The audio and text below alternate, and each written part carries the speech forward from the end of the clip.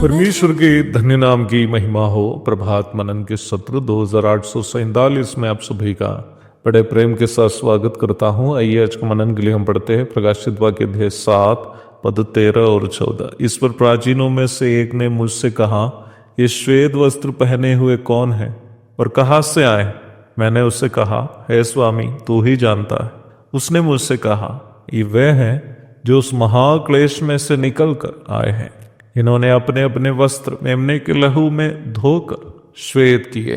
प्रकाशित वाक्य की पुस्तक का अध्ययन जब आप करते हैं, उसके वैश्विक परिप्रेक्ष्य को अथवा ग्लोबल आउटलुक को बिना पहचाने यदि आप अध्ययन करेंगे तो आप सही प्रकार इस पुस्तक को समझ नहीं पाएंगे।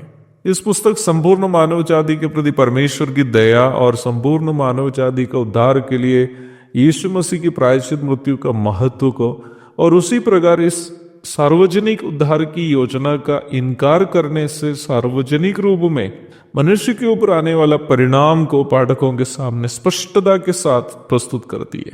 इस पुस्तक के सार्वजनिक स्वभाव को सूचित करने वाले कुछ पदों को प्राथमिक रूप में आपके साथ में साझा करना चाहता हूं।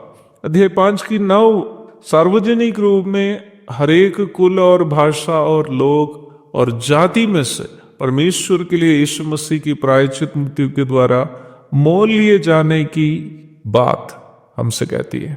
अर्थात परमेश्वर ने यीशु मसीह में मनुष्य जाति के लिए जो उद्धार उपलब्ध कराया वह संपूर्ण मानव जाति के लिए उपलब्ध कराया है। कोई देश, जाति या भाषा या रंग या अन्य सौभाग्यताओं को बिना देखे सभी मनुष्य के लिए उद्धार उपलब्ध है।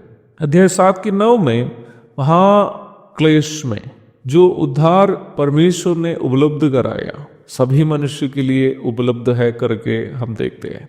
अध्याय 6 से 18 तक के अध्यायों से गुजरते वक्त सारी दुनिया पर परमेश्वर के प्रकोप उंडेलने का महासंकट काल के समय का सार्वजनिक स्वभाव को आप अवश्य देख सकते हैं।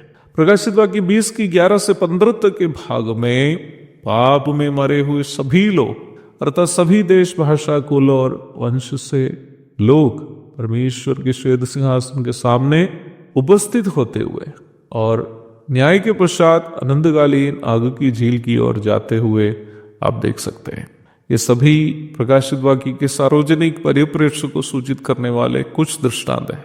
प्रारंभ में पढ़ी गई पदों की ओर यदि लौट कर आ जाए हम वह इस प्रकार हरेक जाति और कुल और लोग और भाषा में से एक बड़ी भीड़ जिसे कोई गिन नहीं सकता श्वेत वस्त्र पहने हुए और अपने हाथों में खजूर की डालियां लिए हुए सिंहासन के सामने और मेमने के सामने खड़ी हुई देखते हैं। पद 9, इन्हें देखकर प्राचीनों में से एक यूहन्ना से पूछ रहा है कि ये श्वेत वस्त्र पहने हुए कौन है? यदि ये लोग कलीसिया का हिस्सा होता तो यूहन्ना उन्हें पहचान लेता, परंतु वो इसलिए नहीं पहचान पाए क्योंकि ये लोग कलीसिया के सदस्य भी नहीं है। कलीसिया की स्थापना के पूर्व यूहन्ना यहूदी धर्म का सदस्य भी रहे हुए होने के कारण यदि ये लोग यहूदी धर्म के सदस्य होते तो भी यूहन्ना इन्हें पहचान लेता। तब प्राचीन यूहन्ना से कह रहा है कि वे हैं जो उस महाक्लेश में से निकल कर आए हैं। इन्होंने अपने अपने वस्त्र मेमने के लहू में धोकर श्वेत किए हैं।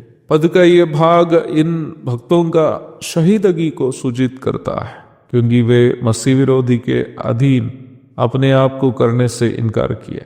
वर्तमान समय में ज्यादातर देशों में यीशु मसीह को उद्धारकर्ता के रूप में स्वीकार करते हुए उद्धार पाना एक कठिन कार्य नहीं है, परंतु उन दिनों में जो लोग मसीह विरोधी का चाप लेने से इनकार करते हैं वे ना कुछ खरीद पाएंगे ना बेच पाएंगे। अध्याय 13 की 17 वे अनिवार्य चीजों को भी खरीदने से वंचित किए जाएंगे। अध्याय 7 की 16 बहुत सारे भूखे प्यासे होकर दुनिया छोड़ देंगे। बहुत सारे लोग अपने गले को तलवार के सामने दिखा देंगे और इस प्रकार मसीह के नाम में वे शहीद हो जाएंगे। जितने मुझे सुनने वालों में उद्धार पाया है, हम प्रभु से अवश्य आभारी रहें कि इन कठिन दिनों के पूर्व ही उद्धार पाने और परमेश्वर की संतान होने के लिए प्रभु ने हमें अनुग्रह दिया।